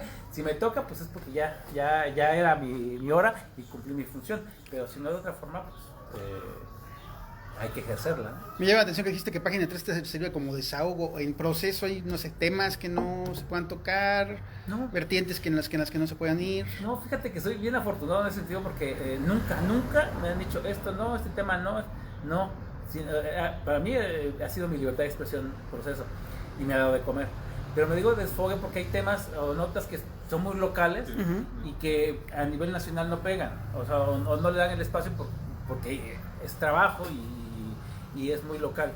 Entonces, para mí sí me ha significado eso, o sea, temas muy locales, el bache o el decir que alguien nos dejó su trabajo por andar de borracho, cosas así, eso sí lo puedo decir y para mí me desahoga. Digo, no sé si está bien, si está mal, si estoy en lo correcto del periodismo, si es ¿cómo le llaman? Si es imparcial. No, es un desahogo para mí, porque soy ciudadano y también me molestan las chingaderas que dejan de hacer o que hacen los políticos, entonces tienes que decir. Entonces para mí sí es mi desahogo. Ok, en ese sentido, otro, bueno, ya como ir para mí también como, ya llevamos como una hora, yo creo. No, pero sí una plática muy interesante. En ese sentido, el periodismo hoy en día también tiene otras vertientes y unas vertientes pues muy desafortunadas, que es pues esto, lo que acaban de ustedes de comentar, ¿no? Lo duro del territorio, del terreno para reportear, ¿no? Porque bueno, me acuerdo mucho de una anécdota en Veracruz, donde un secretario, creo que del gobierno de Javier Duarte, invitó a un un reportero a su despacho o algo así, y literalmente lo empezó a golpear, ¿no? Y luego le echó a sus guaruras, lo sacaron, le pusieron una golpiza, ¿no? Porque el funcionario sentía como que este reportero había hecho algo personal contra él, ¿no? Y en ese sentido, yo en lo personal, hace como unos años, el secretario de Cultura, el último secretario de Cultura de Gabino Cue, pues amenazó con demandarme a mí y a Lilia Torrentera por un asunto ahí que bueno, yo saqué una nota ahí como, ya para qué lo recordaba, qué tal si me quiero volver a demandar. Sí. No, bueno, Te abres el expediente. Sí, ¿no? ya abro el expediente. No, pero fue algo, era algo que no meritaba eso, pero bueno, el señor ya me amenazó públicamente porque me iba a demandar, tuvo ahí como una pleiada ahí de porristas que dijeron muy bien, ¿no? Alonso, qué bueno, tu dignidad ante todo. Entonces yo me acuerdo mucho porque lo siguiente que hice cuando me enteré que iba a pasar es porque dije, bueno, este es el exsecretario, pues con todas las amistades que tiene, ¿no? Con toda la gente con la que ya está asociada, que en algún momento el exsecretario y yo fuimos amigos, pero en ese momento ya no lo habíamos estado claro, pues me va a barrer, ¿no? Si me demanda, pues me va a barrer, o sea, no, o sea, ¿de dónde saco para un abogado? O sea, ¿no? Viviendo casi de prestado. Entonces me acuerdo porque lo siguiente que hice, iba en el camión, le hablé a alguien para que hablara con esta persona. Esa persona habló con la persona que me quería demandar. Él dijo que sí me va a demandar. Y entonces lo siguiente que hice fue bajarme directamente a la Defensoría de Derechos Humanos a poner ahí un acta, ¿no? Creo que al final hasta lo mandaron a llamar a él. Pero bueno, es un asunto muy complicado porque como que ya lo hemos comentado, ¿no? Luego el periodismo, sobre todo cuando tiende a ser crítico, ¿no? Que eso es lo que mínimo que se puede pedir al periodismo, una crítica real sobre las cosas, ¿no? Un análisis real sobre las cosas. Pues sí, tiende a ser objeto de varios fuegos por todos lados, funcionarios públicos, gobernadores, en este caso hasta el presidente, señalando con el dedo flamígero, y pues el crimen organizado. El crimen organizado que bueno, que ha matado, desaparecido a una cantidad impresionante de periodistas, ¿no? Entonces en ese sentido pues no es como que trágico ser periodista, porque también ser periodista es muy chingón, o sea, es una profesión muy satisfactoria en muchos sentidos, ¿no? Formas parte de la historia, formas parte de lo que pasa, formas parte de lo que acontece todos los días. Pero bueno, también es un peligro en el que parece que cada vez está más menos protegido, ¿no? Los mecanismos de protección, creo que ya les quitaron como el presupuesto, les están como bajando el presupuesto, ya luego no se sabe bien qué onda con esos mecanismos de protección, ¿no? Son dados por ejemplo, en el caso del gobierno de Peña Nieto, por una Secretaría de Gobernación responsable de la matanza en Nochistlán, ¿no? Abiertamente. Y bueno, ¿cuál es en ese sentido ahorita, ustedes como personas que ejercen el periodismo diariamente, cuáles son las garantías y cuáles son los peligros que ustedes ya tienen bien identificados con los que deben decir, bueno, aquí tenemos de dos sopas, o ponemos precaución o nos exponemos a que las consecuencias puedan ser como inevitables. Recordemos el caso de Miroslava, ¿no? Miroslava, ¿cuál es? Bridge, ¿no? Miroslava Bridge y otro periodista, no me acuerdo el nombre, Pedro, tú sabes su nombre, la otra periodista con la que estaba, Patricia. Patricia Mayorga. Patricia Mayorga, creo que Patricia Mayorga ayudó a aclarar que ellas estaban con esta investigación denunciando alcaldes al servicio del narco y que puestos por el narco, y que nunca pensaron que realmente el asesinato de Miroslava Bridge frente a los ojos de su hijo fuera a suceder, ¿no? O sea, que nunca dimensionaron el peligro de esa situación hasta que sucedió esta situación, hasta que sucedió el asesinato de Miroslava. Bueno, ¿ustedes cómo ven este tema en estos momentos? O sea, sí, empezamos por acá. Muy complejo, amigo, muy complejo. Pues los riesgos están latentes. ¿Qué garantías tenemos? Lamentablemente las que nosotros como propios reporteros podemos integrar a través de redes. Con gente como Pedro, como tú, como Juan Carlos, como todos los compañeros que existen. Juan Carlos Zavala. Juan Carlos Zavala, por supuesto. Que les gusta, ¿no? Ejercer un periodismo crítico independiente. Lilia, Paulina, todos los compañeros que forman parte de esta corriente crítica independiente, pues solamente contamos con eso. Y tenemos que exigirles a las autoridades que cumplan con su cometido de frenar la violencia en contra de todos los sectores, incluido por supuesto el del periodismo, porque nosotros, aparte de que somos parte de una sociedad, de un colectivo, también no puedes tú callar la voz de una persona por decir una verdad. No puedes tú callar a una persona por denunciar algo que realmente está pasando, y creo que ahí sí las autoridades federales principalmente, porque en los estados hay cacicazgos, en los municipios hay cacicazgos, y es una tarea que le compete a la autoridad federal, sobre todo en una forma más sustancial. Debe ya implementar algún mecanismo para que se frene esta ola de violencia en contra de todos los sectores, pero ahora que estamos hablando del periodismo, en contra de los reporteros, porque realmente ha quedado demostrado que están totalmente abandonados, vulnerables, y que lo único con que cuentan es su propio criterio al momento de abordar la información, y de ahí con redes ciudadanas, redes de organizaciones sociales nacionales e internacionales, que son las pocas las que te apoyan, porque como tú dices, no hay mecanismos, y si los hay, sinceramente son elefantes blancos que no sirven absolutamente para nada, porque quienes están al frente de estos mecanismos pues son gente al servicio del propio gobierno. Ok, Pedro, pues tú fuiste levantado en el 2007, ¿no? Después del 2006. Este tema, ¿cómo lo ves? Mira, es que somos corresponsables, ¿no? de las cosas que, como toda profesión, como todo oficio, hay riesgos, pero hay quienes los asumimos más con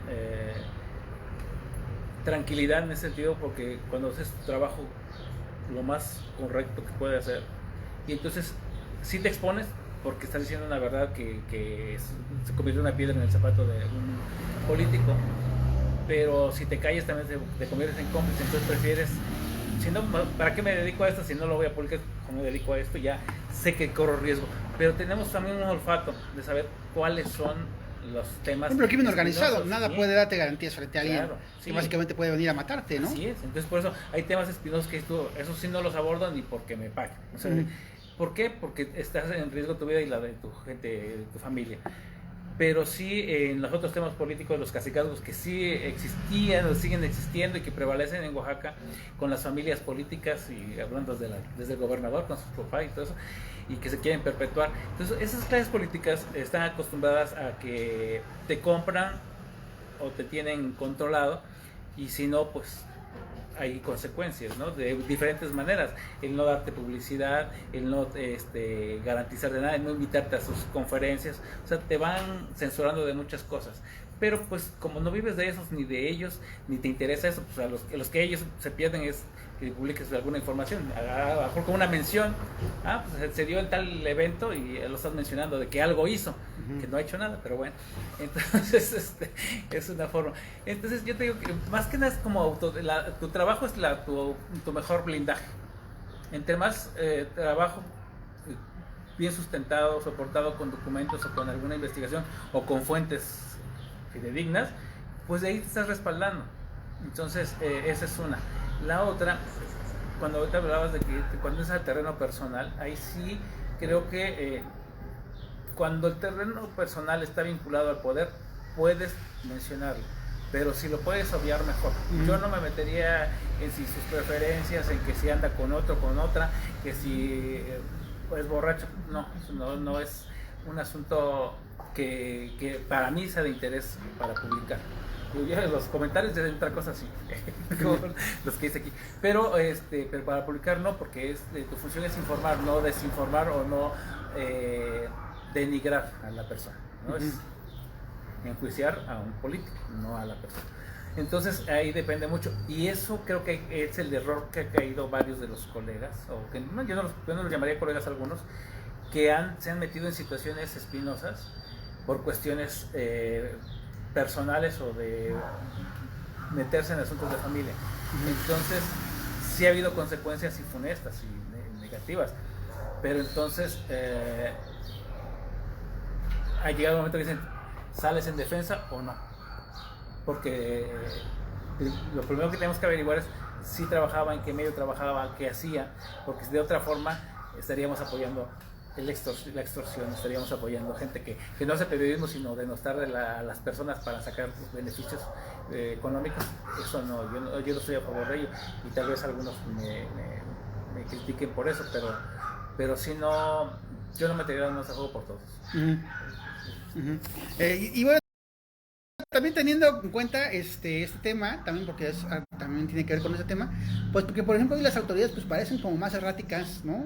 En su manera de definir quiénes están al frente de qué responsabilidades. En el caso específico de Oaxaca hay dos ejemplos muy claros, que son, bueno, tal vez tres, que es el nombramiento del señor Díaz Escárraga como secretario de Seguridad Pública, y que es alguien que es abiertamente señalado por haber encabezado una represión brutal durante el movimiento social de 2006, ¿no? Está el caso de el magistrado, que no voy a mencionar su nombre, que quisieron nombrar o que quieren poner ya al gobernador, incluso ya mandó a investigar a la jueza que dio para atrás a esto, y que está también señalado pues de haber formado parte de una desaparición, ¿no? De algo que todavía no se aclara.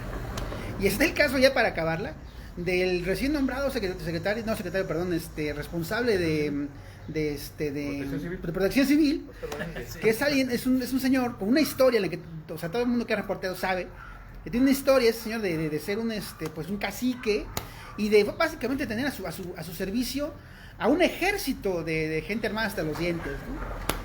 Y ese señor lo nombran como encargado de Protección Civil. Así es cuando uno dice, ¿qué mensaje nos está queriendo dar, ¿no? Dar a entender este gobierno con este tipo de cosas? Entonces, ¿cómo identificar ese tipo también como de acciones gubernamentales que van también pues no sé, como encaminadas a poner en espacios de poder, ya no digamos políticos, sino de seguridad, a gente con antecedentes pues muy graves y muy serios, ¿no? ¿Cómo ves, Pedro? Y mira, la lectura que le doy es que el gobernador es muy pendejo, o de plano alguien se los impone. Ajá. Y al aceptar que se los imponga, pues eso evidencia que no está gobernando. Y tan no está gobernando que no hay ninguna obra de gobierno que sea emblemática de su gobierno, y que se ha dedicado a placearse, a conocer el estado, a ser el mejor secretario de turismo que ha tenido el estado de Oaxaca. No gobernador, sino secretario de turismo. Entonces, para mí es el mensaje que manda es eso, y que la reacción que debemos tener no es de la inmediatez, o sea, porque si lo puso y parecía que te estaba dando bofetada con guante blanco. Esto no, bueno, si lo puso ahí, das el nombramiento, le das el contexto, porque hay que tener memoria histórica, pues ahí pues, fulano tal, quien está vinculado a tal averiguación por los hechos del 2006. Ya lo estás implicando, o sea, ya no lo estás adulando, sino estás evidenciando que hay algo turbio ahí. Pero después los propios hechos te van dando pauta para que tú sigas informando a la población de lo que son. Igual, cuando nombraron a este señor de Protección Civil, igual, pues sí, todos vimos las fotografías, todos nos ¿cuántas ejecuciones han hecho en Loxicha? Desde el 98 a la fecha, pues ya se habla más de 500, 700. Y Y ahí también hay que tener un poco cuidado por los rollos Kerry, ya cuestiones sociales, cuestiones políticas, cuestiones de otro índole, y entonces hay que ser cuidadosos en el manejo de esa información, pero sí evidenciar, no nos toca decirlo a nosotros, están los hechos. En tal fecha fue Sutano y Perengano denunciado por estas razones y ponen la fotografía. Entonces ahí le estás haciendo periodismo, estás confirmando o dando un contexto. Pero si te quedas callado, ¿qué es lo que está pasando con las nuevas generaciones que no conocen y se van con la finta? Sí, no, fulanito de tal secretario, y ya van a saludarlo para que quedar bien o para que les den información fresca o de primera mano. Pero entonces no dieron contexto, entonces no cumplieron con toda la función de dar información completa. Entonces creo que ahí es los errores del gobernador, y él las va a pagar. A mí lo que me parece es que es muy soberbio, que le están enmendando la plana de decir en el caso de las juezas que debe de cumplir con la cuestión de paridad de género, y le vale. O sea, él es el niñito de papá que llegó, le dieron una gubernatura y que puede hacer lo que él quiere. Está pendejo, ¿no? Hay leyes que tiene que cumplir y tratarse. Y entonces, si no, él mismo va a arrastrar sus propios errores más adelante, porque ya entró en el último tramo de su gobierno. ¿El año que viene ya? Donde ya no es nada, sino va a ser el que viene. Y ahorita le van a salir todos los trapos sucios de su gobierno y todo lo que dejó de hacer, ¿no? Por ejemplo, Álvaro, ¿qué pasó con ese superpréstamo que se autorizó hace el año pasado? Tú que cubres el Congreso, regularmente. O sea, ¿dónde quedó? ¿Cuántos eran? ¿30,000 millones de pesos? ¿Cuánto eran? 13,000, ¿no? 13,000. El refinanciamiento. Refinanciamiento. 3,000 de deuda, más de 15,000 millones de pesos. Una cosa brutal. Y resulta que uno dice, ¿y dónde están? Parece que ¿y dónde están? Yo no veo. O sea, no solo no se ve nada, sino que se justifica con obras que nunca se hicieron. Prácticamente ese dinero, en términos reales, se lo pelaron, porque pues no se ve cómo en un año y medio, o un año que falta, pues se vaya a hacer algo con eso, ¿no? Y ante eso, ¿cómo decirle a la gente, oigan, qué pasó? O sea, la gente ya también esa sería la pregunta, a la gente también ya le importan esas cosas, y dice, estos pinches güeyes se chingan la lana todo el tiempo. ¿O cómo es eso? Que es lamentable que lo que pasa, seguimos esperando el milagro oaxaqueño, ¿no? Sí, 2016, ¿no? El milagro oaxaqueño, ¿dónde está el milagro oaxaqueño? O sea, lo pasó familia, quizá, ¿no? Para las familias totalmente empoderadas en el poder, como siempre pasa, que no es el primer sexenio, siempre pasa lo mismo. Las familias empoderadas son las que cambian radicalmente, las que amasan una mayor cantidad de fortuna, y pues el milagro para ellos, la gente seguir viviendo la cruda realidad de un estado como Oaxaca, castigado por el rezago, un estado rico en todos los sentidos, presupuestalmente hablando, 100,000 millones de pesos cada año, con diversas riquezas naturales, culturales, y no se puede entender que Oaxaca esté así, más que haber tenido unos pésimos, corruptos administradores. De otra forma no se entiende. De los 13,000 millones y 3,000 millones de pesos de préstamo no se sabe absolutamente nada. Nada. Un contubernio, también decirlo, Rodrigo, Pedro, contubernio brutal del poder legislativo con el poder ejecutivo. La mayoría morenista. Hombre, pero tenemos como platicábamos hace como 2 semanas, ¿no, Pedro? En una entrevista que me hiciste el favor de darme, donde también tú estabas, ¿no? Rodrigo, tú llegaste, ¿no? Pero tú llegaste también ahí al foro, creo, antes, ¿no? Pero a vender un libro. Bueno, ya está. Bueno, pues tenemos al gobernador más morenista de México, del PRI. También ¿no? es así que Orioles lo evidenció a nivel nacional, ¿no? Y le tuvo que responder, le voy a mandar el manual. Pues el manual es acercarse y hacer política para el presidente de México. Pues sí, ser lamebotas. Claro, básicamente armarle y proteger y darle votos a Morena, ese es el manual, ¿no? Y un Congreso morenista decepcionante, corruptísimo. Acaba de circular un video de Jesús Romero, recordarás, de uno de los líderes priistas, con el presidente de la Junta de Coordinación Política, Freddy Delfín Avendaño. Que de hecho él le dio golpe de estado a la señora, ¿cómo se llama? A esta Delfina Guzmán. Delfina Guzmán. Pero más que Delfín fueron los Sosa. Fue el grupo de Sosa los que empezaron a boicotear, a pegarle al grupo de Salomón Jara por la cuestión de la repartición de candidaturas. Y que nos desmientan Horacio y Flavio. Pues por supuesto, todo ese grupo de Morena tan fuerte, porque llegó a tener 15 diputados, ¿no? Bueno, tiene 15 diputados, 17 diputados, que se rompió después de la repartición de candidaturas. Entonces, esos 3,000 millones de pesos esos 13,000 de refinanciamiento no se sabe dónde están. Lamentablemente la población, y es hasta cierto punto un fenómeno hasta normal, convencional, de que vaya normalizando las corruptelas, porque te imaginas vivir siempre con eso en la mente, con ese enfado, con ese encono, pues tienes una vida demasiado agria. No podríamos subsistir si nos enfocáramos a eso, pero lamentablemente también no podemos caer en la omisión, en hacer caso, en la complicidad. Y yo creo que la sociedad debe retomar y debe recordar que sí tenemos poder en las manos, que sí tenemos, si nos organizamos y si somos críticos y tomamos una misma línea, tenemos un gran poder en las manos. Lo vimos en las elecciones anteriores, donde se eligieron candidatos independientes, donde una persona que ni siquiera estaba registrada fue electa como candidato, bueno, como presidente municipal. Estamos a espera de que lo que resuelva el tribunal, si se le dan o no este cargo, pero eligió a una persona no registrada como candidato en Tamazulapan, en el municipio de Tamazulapan, ¿no? Tepozcolula, ¿verdad? Entonces, dejaron a un lado a los candidatos de Morena, dejaron a un lado a los candidatos del PRI, a esa cúpula nociva, para no ser tan grosero, ¿no? Para no decirle nefasta. Pero la sociedad tiene ese poder en las manos, y si nos organizamos podemos mandar al carajo a esas personas que han sumido a Oaxaca en la corruptela. Del financiamiento no se sabe, y lo peor es que no va a haber nada, no va a pasar absolutamente nada. El legislativo, nadie va a cuestionar no nada. va a pasar nada. El judicial tampoco va a hacer nada, porque son parte del mismo grupo político. Hablabas tú del nombramiento del magistrado Moisés Molina, Abraham Soriano, corriente política impulsada por el gobernador. Pues por eso los ponen allá, por eso ponen a los magistrados en el poder judicial, por eso ponen a sus amigos en el poder legislativo, para que cuando haya este tipo de irregularidades, como la deuda pública multimillonaria, pues no pase absolutamente nada, y no los cuestionen y no haya ningún tipo de repercusión. Oye, Pedro, ¿alguien sabe cuánto dinero tienen los Murat? Yo no sé, la verdad, ni para cuántas generaciones para cuántas generaciones les alcanza, ¿no? Y no me interesaría, fíjate, porque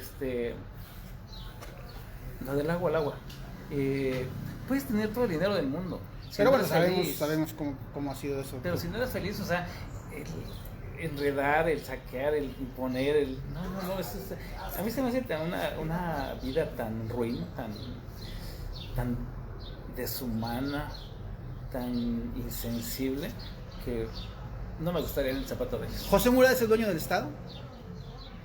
Pues si no del Estado, de los títeres políticos, sí. Él es el perverso, él es el que tiene los hilos.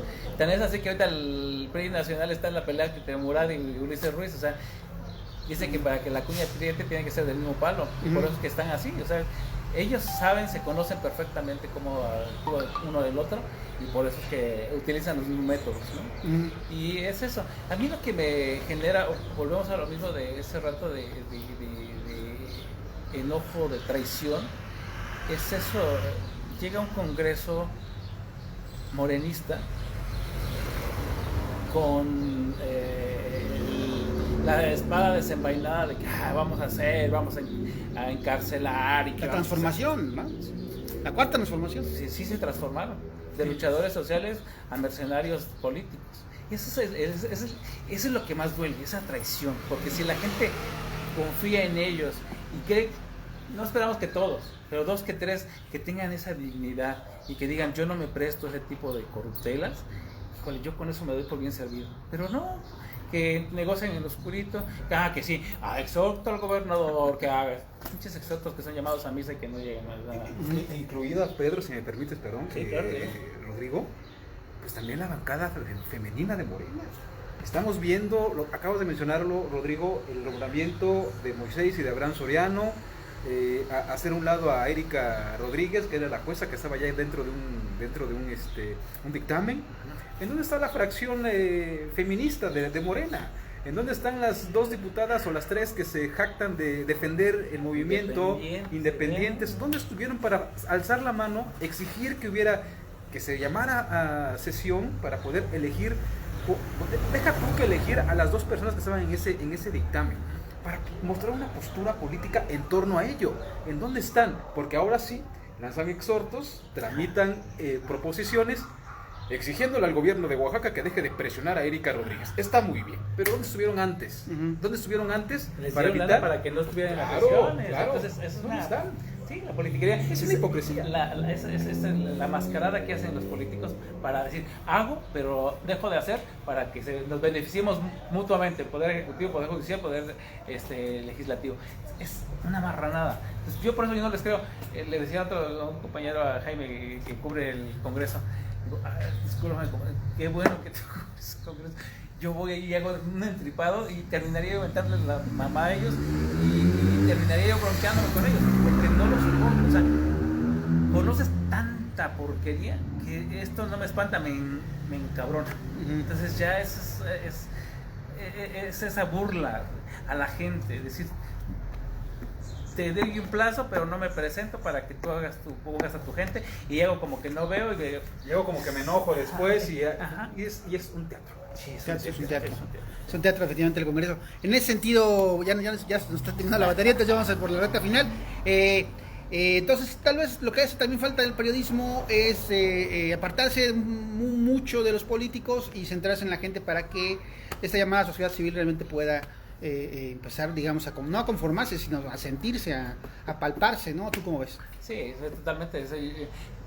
A mí no me quieren ni yo los quiero, o sea, es un hecho, pero eso en lugar de sentirme despreciado es un halago. Y en estos 35 años que llevo en el ejercicio periodístico, si acaso he tenido 3 amigos que les he tenido respeto por su congruencia, y desafortunadamente se accidentaron sospechosamente. Entonces ahí te das cuenta de cómo es tan perverso el sistema.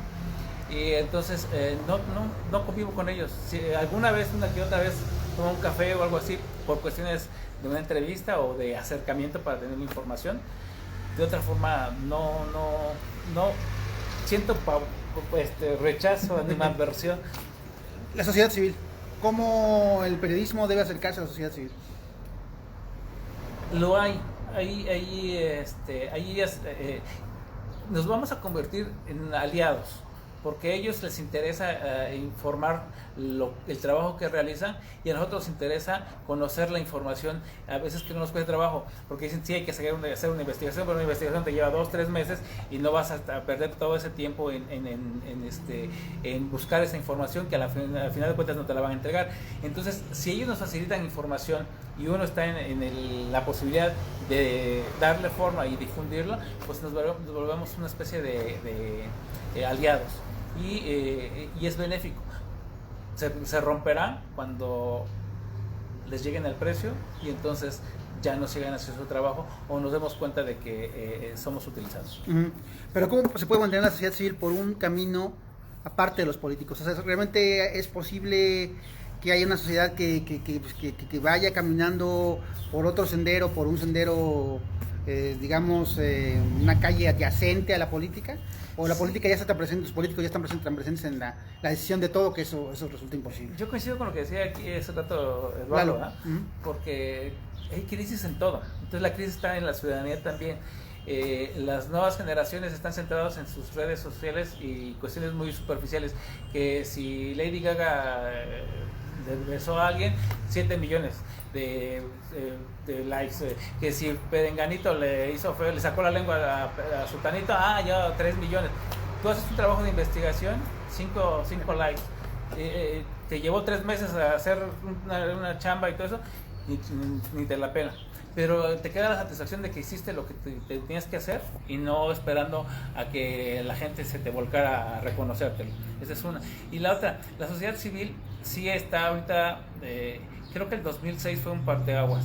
Fue el punto de definición más fuerte y lo que explotó, pero la traición de sus dirigentes mermó.